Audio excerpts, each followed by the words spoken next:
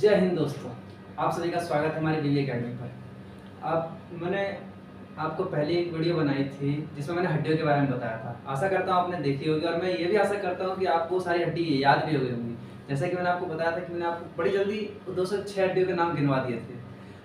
तो आपको हड्डी जब आपने देखा होगा कि हाथ हम मोड़ते हैं या हम गर्दन को अपने मोड़ते हैं इस हिसाब से, तो आपने सोचा होगा कि ये हड्डी मुड़ती कैसे है। कुछ हड्डी सीधी मुड़ रही है, कुछ थोड़ी मुड़ रही है, कुछ पूरी मुड़ रही है। तो आज मैं आपको बताऊंगा। तो जब मैं ये बताऊंगा ना आपको, तो ये जीएस का सवाल है, किसी बहुत सारे कॉम्पिटिटिव एग्जाम में पूछा भी जाता है। तो मैं बताता हूँ आपको हड्डियों के जॉइंट जो संधि होती है, जिसे अस्थि संधि कहते हैं हिंदी में। तो मैं आपको बताऊंगा अस्थि संधि के बारे में। बेसिकली जो अस्थि संधि है ना, वो 3 प्रकार की होती है, अचल, अपूर्ण और पूर्ण। तो अचल हड्डी मैंने आपको बताया था कि सर में हमारे 8 हड्डी होती है। 8 हड्डी तो है, लेकिन जब हम देखते हैं तो ये हमें एक दिखाई देती है। क्यों? क्योंकि यहाँ पे अचल जॉइंट है जो कि हिलता नहीं है बिल्कुल भी। ये अचल जॉइंट है पूरा, इसलिए जब हम कभी देखते हैं, हम स्केलेटन में देखते हैं तो हमें उसमें पूरा एक खोपड़ी दिखाई देता है। पर उसमें क्या जॉइंट है, अचल जॉइंट। मैंने आपको बताया था कि 8 हड्डी यहाँ होती है, 14 हड्डी इधर होती है, तो वो अचल जॉइंट से होती है। फिर एक होती है अपूर्ण जॉइंट।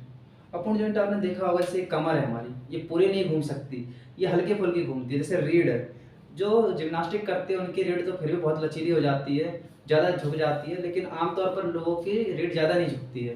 तो ये जो है अपूर्ण जॉइंट होती है।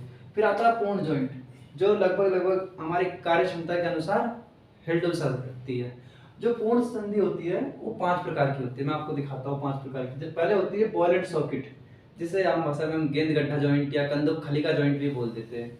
वो होते हैं कंधों में और पैरों में, क्योंकि यहाँ पे अंदर आप देखोगे तो यहाँ पे कंधे में खाली जगह होती है और उसमें हड्डी ऐसे फंसी होती है। मैं आपको दिखाता हूँ कैसे। ये जैसे खाली जगह है ना, तो वहाँ पे हड्डी ऐसे फंसी होती है और वो ऐसे ऐसे हिलती है। और सडल, सडल जो है वो बिल्कुल बॉल एंड सॉकेट के ही जैसा ही होता है, पर ये छोटा रूप होता है, जैसे अंगूठा। अंगूठा इसी का ही उदाहरण है, बॉल एंड सॉकेट के जैसा ही उदाहरण है ये भी। हिंज, हिंज जॉइंट आपने देखा होगा। जैसे ये हाथ दिखाता हूँ मैं आपको, ये हाथ है ऐसे, इसको मैं ऐसे मोड़ सकता हूँ लेकिन पीछे नहीं जा सकती है। तो ये हिंज जॉइंट है। हिंज मतलब कब्जा होता है, तो कब्जे की तरह जो चलती है उसे हम कब्जेदार जॉइंट या हिंज जॉइंट कहते हैं। और फिर पाइवट, खूंटी, आपने देखा होगा गला, जैसे किसी हम खूंटी गाड़ देते हैं, जैसे ये मैंने गाड़ रखी है खूंटी, तो इसको हम थोड़ा थोड़ा आगे पीछे ऊपर नीचे हिला सकते हैं। ऐसे हमारा गला है, जो आगे भी हो जाता है, पीछे भी हो जाता है, दाएं बाएं भी हो जाता है थोड़ा थोड़ा। उसी प्रकार एक ग्लाइडिंग होती है। ग्लाइडिंग मतलब पूरा जॉइंट भी नहीं है, बस वो फिसलता है। जैसे ये कलाई है, हमारी कलाई ना, ये फिसलती है, ये हिलती नहीं, ये फिसलती है थोड़ी थोड़ी। तो आशा करता हूँ आप सभी को ये जॉइंट अच्छे से याद हो जाएंगे। और जितना अच्छे से मैंने आपको समझाया है, तो मुझे लगता है कि आपको अब तक याद हो भी गए होंगे।